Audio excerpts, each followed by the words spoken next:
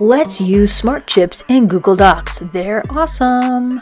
So I'm going to go up to Insert, go down to Smart Chips. Now notice we got quite a few of them in here, but I'm going to start with people. The first person that's going to pull up, of course, is me, Innovative Learning.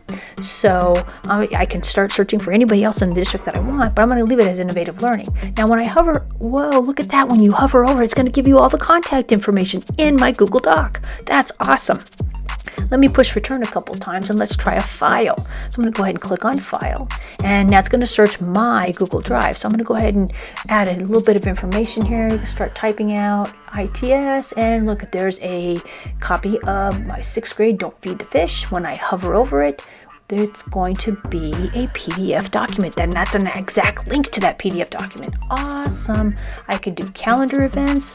I can do places. Hey, let's do a place. Let's look up central office. So I'm going to go ahead and start typing in here. Islet Independent School District right here. Type that in and find the one on the list. This is it here. And it's going to actually give me a link to the Google map. Oh my gosh, so I know exactly where it's located. I can put this in a document and it's going to take them right to the site. Amazing. Let's see what vote looks like. Oh, I can use emojis to vote. This is pretty cool, but I want to create a custom voting chip. So find the emoji that I like. Okay, I like this one. And the next one, I'm going to find another one, and I have like a medium face and a sad face and a happy face. All right, so now everybody gets to vote one time for each one if they want to.